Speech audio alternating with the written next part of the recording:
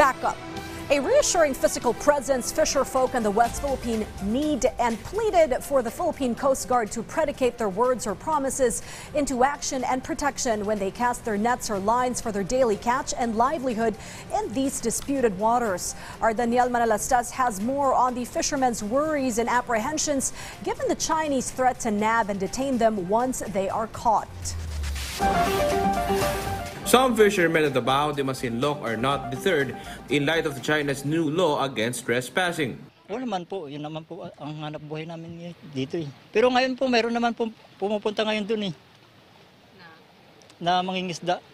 Hindi naman po sila kinukulong. So kampante kayo, sir, kahit Opo.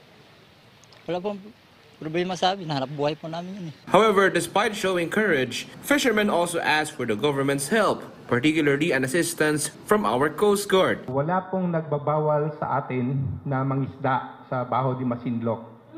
So kaya po ang mga barko po ng Philippine Coast Guard ay patuloy at salitan po na nagpapatrol sa Baho de Masinloc. Hindi po hahayaan ng mga kasama natin na nagpapatrol na ang mga kasamahan nating mangingisda ay i-detain at hulihin ng mga Chinese Coast Guard vessels.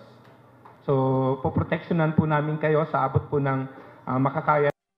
In light of China's new law, the BRP Malapascua and BRP Sindangan conducted a maritime patrols in certain areas of Baho de Masinloc last June 16 to ensure fishermen's safety. But despite this, some fishermen also claim they are hurting when it comes to their incomes. Swerte na yung 1.5 sa isang linggo, pero pag doon sa Scalboro, pag punta kami doon, 8,000, 7,000 isang linggo.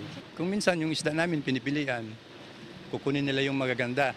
Matitira sa amin yung mga pangit na lang, mura, mga mamurahin na isda. Hindi naman sila nananakit? Hindi naman po. Wala, lang. Basta takbo lang ng takbo. Sobrang asar pa po eh. Parang gusto ko nga rin magalit sa kanila eh. Daniel Manalastas from the National TV Network for a new and better Philippines.